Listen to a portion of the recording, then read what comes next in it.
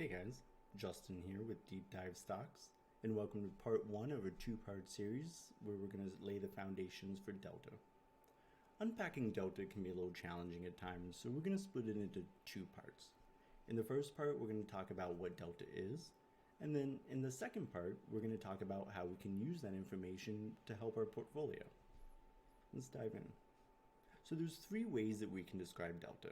The first is as a ratio of change for the value of my option. The second is as the share equivalence, or how many shares my option represents. And the third is probability. Now, what is the probability that my option will expire in the money? Let's start with ratio of change. To look at this, let's start with an example. Suppose I have a coupon, and this coupon lets me purchase 1 gallon of milk for $5. So I go to the store and I check out the milk, and I notice that milk is selling for $3 a gallon. Well, since it would be more expensive by $2 for me to use the coupon than it would be to just purchase the milk, we could say that the value of my coupon was negative $2.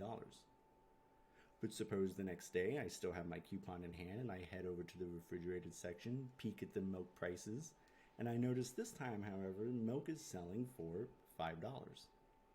Well, it wouldn't save me anything to use my coupon, but it also wouldn't cost me anything. So the value of my coupon is now $0. I drink a lot of milk, so suppose I go back to the store the next day, still with my coupon to purchase $5 a gallon of milk in my hand, and I head over to the refrigerated section and I notice milk is now selling for $10 a gallon. Well, this is great news for me. If I use my coupon to purchase milk, then I can save $5. So that gives the value of my coupon a value of $5. So what we see here is as the milk changed price, so too did my coupon's value. And in fact, when we saw the milk changed in value from its original price of $3 all the way up to $5, the value of my coupon changed from negative $2 to $0. So both items experienced a $2 increase. And then when milk went from $5 to $10, the value of my coupon went from $0 to $5. So they both experienced a $5 increase. And so now my milk and my coupon are increasing at the same rate. For every dollar the milk goes up, my coupon goes up by a dollar.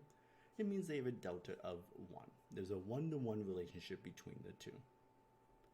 But how would you describe this relationship if it wasn't 1-to-1? Say milk increased in value, but the coupon increased by a different value. Let's check that out. Suppose milk goes from $3 to $5 like it did before, but this time my coupon's value only goes from negative $2 to negative $1. So milk goes up by $2, but my coupon only rose by $1. And then again, when the milk goes from $5 to $10, my coupon's value only goes to $1.5. So milk increases by $5, but my coupon's value only increases by $2.50.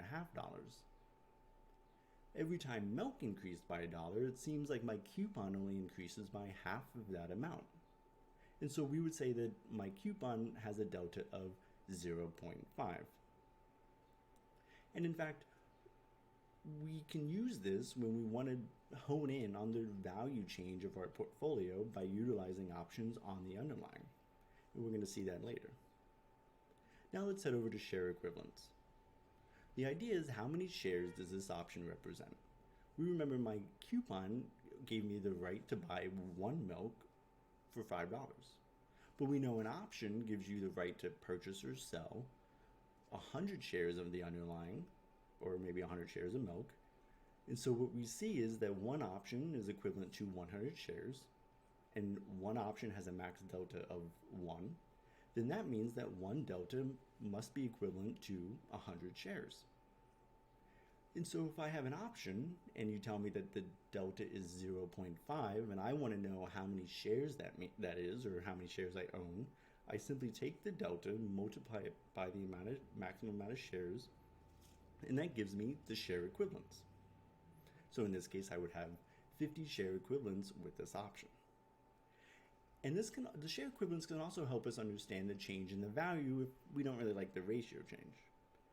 Remember that suppose my coupon now is now for 2 gallons of milk, but the delta is still just 0.5. Well, that means essentially I only own 1 gallon of milk with this coupon.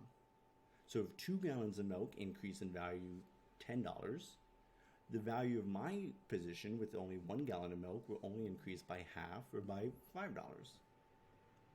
And so we're going to see how share equivalence helps us when we want to hedge. Moving on to probability. Let's look at a normal distribution curve. The line represents the probability that some event is going to occur, say an option expiring in the money. Right now we see that the line cuts the probability right in half. There's a 50% chance that you might land to the left of the line, and there's a 50% chance you might land to the right of the line.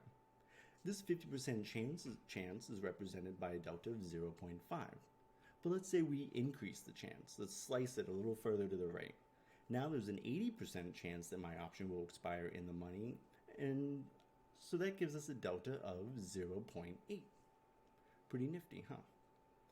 Some people like to use the probabilities for delta, but sometimes it's already priced in the market and there's no real edge to be found. But today we covered 3 main ways to look at delta. We looked at the ratio of change, or how the underlying can change the value of the derivative. And then we looked at how we can convert our option to a share equivalence to get a better understanding of how long or short we are. And then lastly, we looked at how delta can be used as a probability indicator that the option will expire in the money.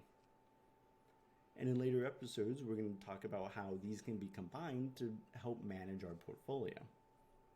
But thank you for coming. My name is Justin, and I look forward to helping you out later.